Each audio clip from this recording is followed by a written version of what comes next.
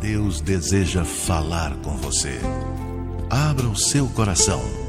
Uma mensagem do coração de Deus para a sua vida.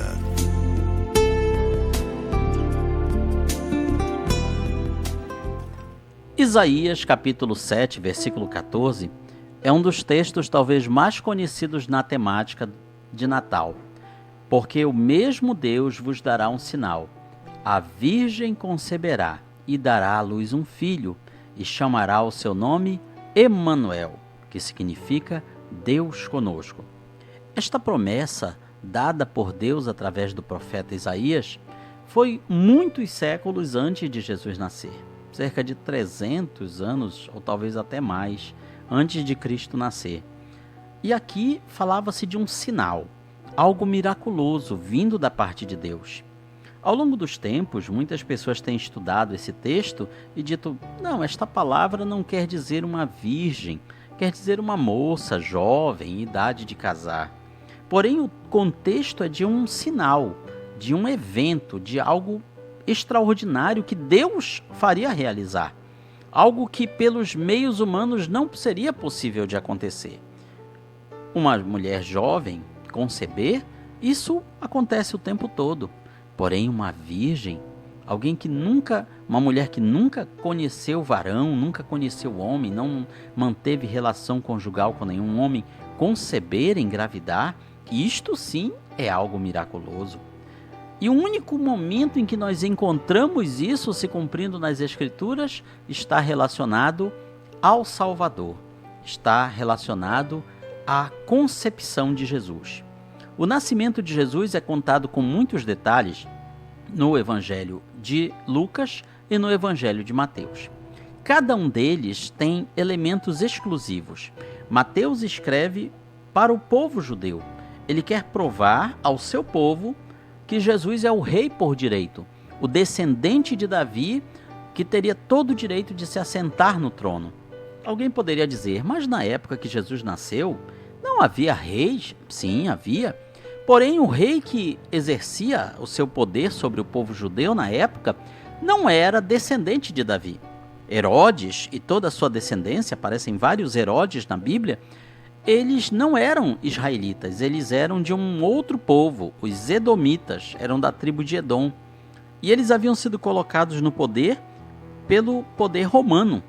Roma, quando conquista Israel, mais ou menos lá por volta do ano 68 a.C., eles colocam no poder a dinastia dos Herodes como uma espécie de rei fantoche a serviço de Roma. Então, os descendentes de Davi não estavam no trono de Israel já há muito tempo, desde a época do exílio babilônico. Não havia um rei sobre Israel, descendente de Davi. Quando eles retornam do cativeiro babilônico, houve governadores nomeados pelo Império da Pérsia e depois pelo Império da Grécia. Mas não havia reis. Às vezes o sumo sacerdote é quem exercia as funções de liderança, mas não havia um rei que, como descendente de Davi, exercesse esse poder sobre Israel. Então Jesus ele vem como este rei prometido. Por essa razão é que o evangelista Mateus, quando escreve sobre o nascimento de Jesus, ele começa o seu evangelho com aquela genealogia que inicia-se em Abraão e chega até Jesus. 42 gerações, 6 vezes 7. Aqui também tem um segredo. O número 6 aponta para a humanidade de Jesus, porque o ser humano foi criado no sexto dia.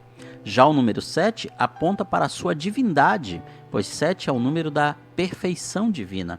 Então veja que até na quantidade de gerações há o apontamento para um personagem que não é um simples homem, mas que é Deus conosco, Deus encarnado. Veja, portanto, que tudo isso que nós celebramos no Natal estava já profetizado nas Escrituras, lá no Antigo Testamento. Havia o anúncio de um Salvador, de um Messias e também de um rei, de um personagem que reuniria todos esses atributos, de Messias, ungido, enviado por Deus, rei do seu povo e também Salvador. Por isso, Quando o evangelista Mateus relata sobre o nascimento de Jesus, ele menciona claramente a visita do anjo Gabriel a Maria, que seria a mãe de Jesus, e ele anuncia: você vai engravidar, você vai ter um filho e o chamarás de Jesus. No hebraico, Yeshua ou Yehoshua. E o significado deste nome é Jeová salva, Deus salva. E o anjo ainda especifica, porque ele salvará o seu povo dos seus pecados. No Antigo Testamento, quando a pessoa cometia algum pecado, ela tinha que fazer algum tipo de sacrifício, levar um animal, um bode, uma cabra, um touro, uma vaca, dependendo do tipo de pecado que ela havia cometido. E havia pecados que não tinha perdão, que não tinha jeito. A pessoa seria morta se cometesse aquele pecado. Por exemplo, o assassinato. Quem matasse seria morto. Quem adulterasse seria morto, apedrejado. Quem blasfemasse o nome de Deus seria morto também por apedrejamento ou por enforcamento. E assim para vários outros crimes, vários outros delitos. Quem, por exemplo, quebrasse o sábado, a guarda do sábado, de não trabalhar no sábado, naquela época da lei judaica, também estava sujeito a uma pena de morte, a uma pena capital. Portanto, havia pecados que eram imperdoáveis. Mas aqui o anjo está trazendo uma novidade e dizendo: este personagem, este Yeshua, este Jesus, ele vai salvar o seu povo dos seus pecados. E dando a entender que seriam todos os pecados, não apenas alguns deles. Então, era algo totalmente novo na lei judaica. Na lei judaica se previa o perdão de alguns tipos de pecados através de determinados tipos de sacrifícios. Mas aqui o anjo Gabriel está anunciando a Maria que esta criança que nasceria dela seria o personagem que salvaria o povo dos seus pecados. Ele não especifica como isso se aconteceria, porém ele deixa claro qual a missão de Jesus: salvar as pessoas do pecado. A maior de todas as falhas da humanidade é o pecado. Por mais que os seres humanos evoluam tecnologicamente, construam civilizações, façam grandes realizações, mas sempre o pecado acaba por confundir todas as coisas, acaba por jogar tudo embaixo. É só olharmos a história da humanidade. Quantos impérios maravilhosos, civilizações muito avançadas que nós tivemos, e todos eles acabaram caindo por causa do pecado dos homens. A corrupção, a ambição, a indiferença, o desamor ao próximo, ou seja, no fim das contas é o pecado. Por isso, no Natal, nós comemoramos o nascimento daquele que veio ao mundo para nos resgatar dos nossos pecados. E como ele fez isso? Ele fez isso tendo uma vida santa, pura, perfeita, ensinando o que Deus realmente quer para nós, ensinando de uma forma clara e objetiva qual o propósito de Deus para conosco e deixando bem claro: a maneira que vocês possuem de ser salvos não é fazendo sacrifícios, não é matando animais, não é doando propriedades ou bens materiais. A maneira que vocês têm de ser salvos é se arrependendo e crendo em mim. Quem crer em mim tem a vida eterna, disse Jesus. Em outra ocasião, ele disse às pessoas: se vocês não crerem que eu sou, vocês morrerão nos vossos pecados. Por isso, quando celebramos o Natal, nós estamos celebrando o maior de todos os presentes que Deus mandou para nós. Ele mandou simplesmente o Redentor, o Remidor, o Resgatador, aquele que veio pagar a dívida de toda a humanidade, de todas as épocas, de todos os tempos, de todos os lugares, em todas as situações. Portanto, quando Jesus veio a este mundo, quando o Verbo se fez carne, o Verbo, aqui o termo grego é o Logos, a palavra de Deus, a segunda pessoa da Trindade, o Filho de Deus, ele se encarnou, ele se tornou ser humano. Ele não se disfarçou de gente, ele se tornou gente. Por isso, ele é gestado no ventre de Maria durante 9 meses, como qualquer criança. Ele nasce como qualquer criança nasce. Ele cresce como qualquer criança cresce. Tudo isso para deixar bem claro que ele era humano como nós. Mas ao mesmo tempo também ele era Deus conosco. O evangelista Lucas, no seu evangelho, nos 2 primeiros capítulos, ele dá outros detalhes que o evangelista Mateus não tinha colocado. Por exemplo, Lucas deixa claro que o nascimento de Jesus ocorre durante um recenseamento, uma espécie de censo do IBGE daquela época, em que as famílias tinham que voltar às suas cidades de origem para serem contadas, recenseadas, quantas pessoas havia na família, se havia muitos homens, muitas mulheres, e dessa forma Roma queria saber essas informações, principalmente para a cobrança de impostos e também para saber quantos homens teriam disponíveis para o exército. Por essa razão, José e Maria, pais de Jesus, saem da sua cidade, Nazaré, na Galileia, e vão para Belém, distante muitos quilômetros. Uma viagem bem desgastante, principalmente para Maria, que estava no final da sua gestação, e lá chegando, eles não têm lugar para ficar. A cidade está cheia, a cidade está lotada de peregrinos e eles têm que se contentar com acomodações no estábulo, próximo à manjedoura, o lugar onde eram guardados os animais. E ali nasce o Salvador do mundo numa noite. Uma noite que talvez muitos de nós pensemos de ser fria, afinal muitos contestam, alegam que Jesus não poderia ter nascido no dia 25 de dezembro porque é uma época muito fria em Israel. Mas a coisa não é bem assim. É bem verdade que em algumas partes do hemisfério norte, ocidental, as regiões do norte elas têm um inverno rigoroso. Porém, isso não é uma regra no Oriente. No Oriente, nós temos, mesmo durante o inverno, noites que não são tão frias a ponto dos pastores com as suas ovelhas não poderem ficar ao relento. Sim, porque nós lemos no Evangelho de Lucas que pastores que estavam naquela noite com os seus rebanhos, pastando pelos campos, viram o coral de anjos anunciando o nascimento do Salvador. Então muitos dizem, bem, isso não poderia ter acontecido no inverno, no mês de dezembro, porque é um inverno muito rigoroso, mas a coisa não é bem assim. Por exemplo, se nós procurarmos fotos, vídeos da cidade de Belém em épocas recentes, mesmo durante o 25 de dezembro, nós vemos ali pessoas celebrando o Natal sem precisar usar roupas de frio. Então, não é aquela situação de que seja um inverno muito rigoroso, com muitas toneladas, muita queda de neve. Existem muitos relatos, fotos, vídeos de Belém, da Judéia, em Israel, durante o inverno, mas sem aquela cobertura de neve que nós pensamos ser tão características. Então, é possível sim que Cristo tenha nascido em 25 de dezembro, por mais que pareça incrível para muitos. Inclusive, existem relatos de alguns dos pais da igreja, que são isso, os patriarcas da igreja. Eles foram escritores cristãos dos 3 primeiros séculos, como Irineu, Policarpo, Tertuliano e vários outros, que escreveram sobre doutrinas cristãs, defendendo as doutrinas cristãs, mas também eles foram historiadores.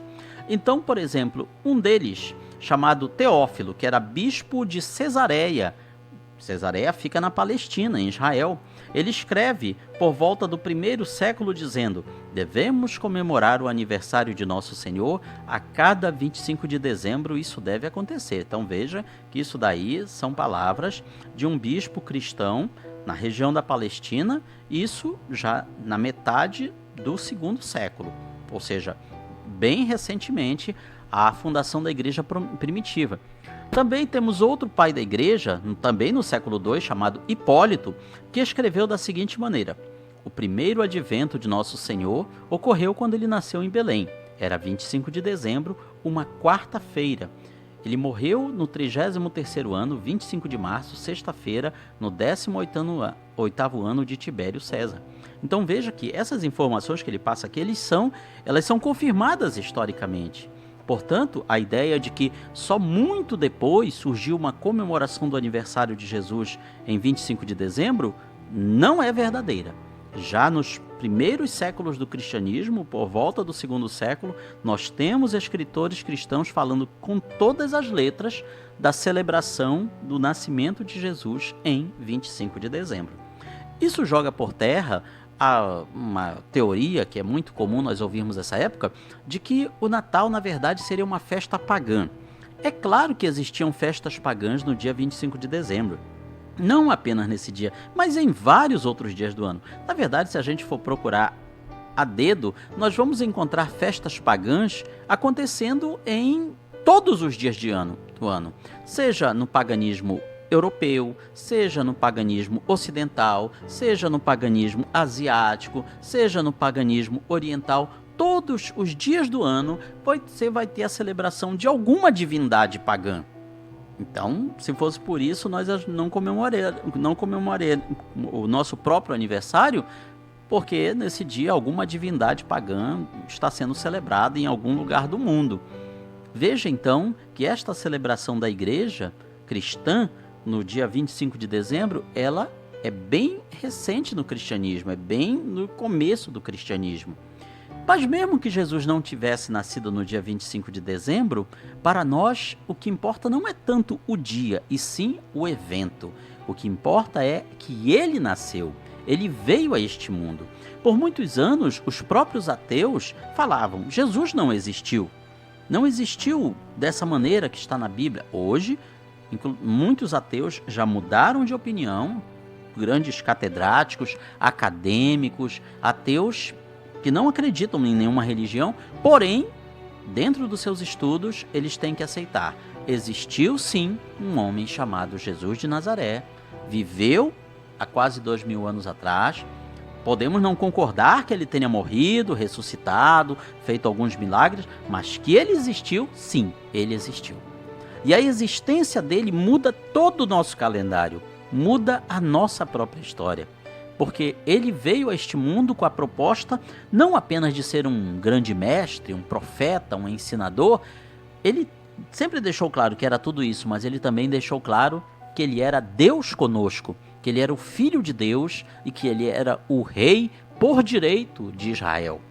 Portanto, quando nós celebramos no Natal, nós não estamos apenas celebrando uma criancinha indefesa que nasceu há 2000 anos atrás, num estábulo, e seu primeiro berço foi uma manjedoura. O que é a manjedoura? É uma vasilha de madeira ou pedra, onde são colocados alimentos ou água para os animais. É um coxo, para usar uma palavra muito comum nos nossos interiores brasileiros. E essa foi a primeira, digamos assim, o primeiro ninho, o primeiro berço do Salvador.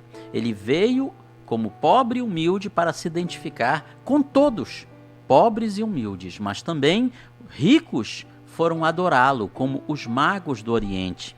É muito comum aquela cena do presépio de Natal, com os pastores de um lado, os animais do outro, os reis magos.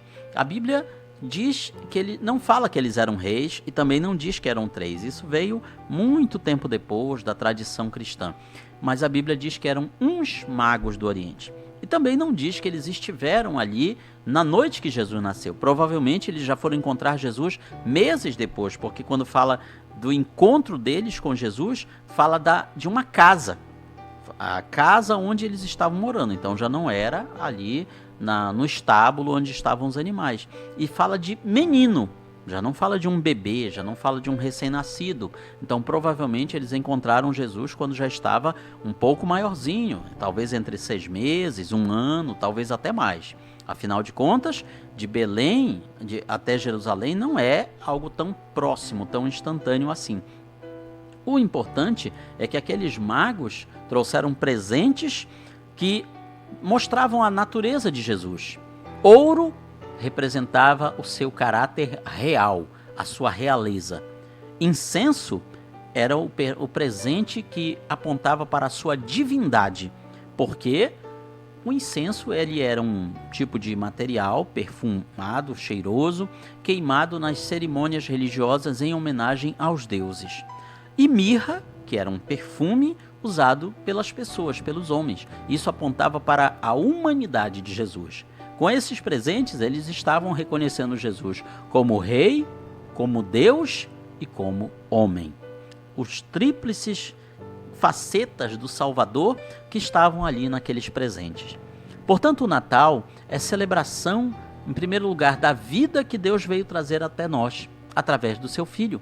É celebração também do maior de todos os presentes que Ele vem nos dar, a salvação.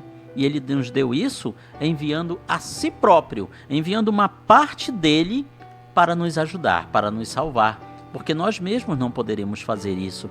É por isso que no Natal nós trocamos presentes. É para celebrar o maior presente que Deus nos deu. É por isso que no Natal nós enfeitamos as nossas casas com luzes para lembrar a luz que Deus enviou para nós. Nós estávamos em trevas e Ele mandou a sua luz brilhar para nós, que foi uma luz muito maior do que a estrela do Natal. Afinal de contas, o grande centro, o grande personagem do Natal é o próprio Salvador. É o próprio Jesus, que veio na forma de uma humilde criança, pequena, frágil, ali no ventre de Maria, no colo de Maria, mas que veio para salvar a todo aquele que crê. Por isso, celebremos o Natal de Jesus com muita alegria, com muita gratidão a Deus por tudo que Ele tem realizado por nós. Que Deus nos abençoe.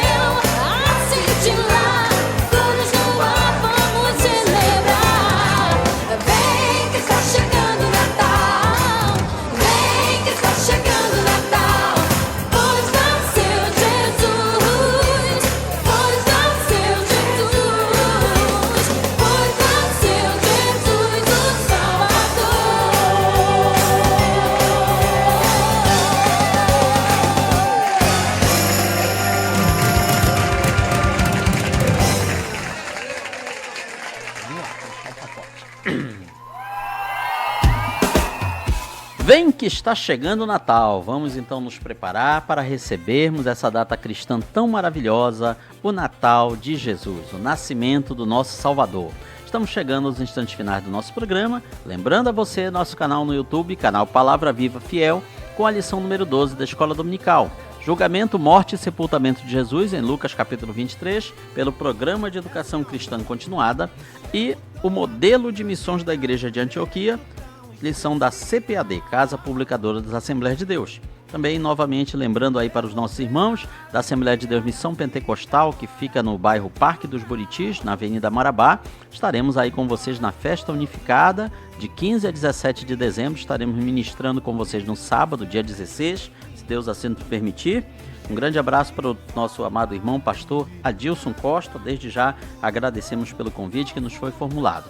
Deus abençoe a todos. Na apresentação do programa de hoje, pastor Danilo Estélio, na técnica Malquias, na direção do programa Moisés Barros e na direção da rádio, pastor Jeffrey Pollitt. Deus nos abençoe e até a próxima quinta, se Deus assim nos permitir, com mais uma participação no programa Vento Norte.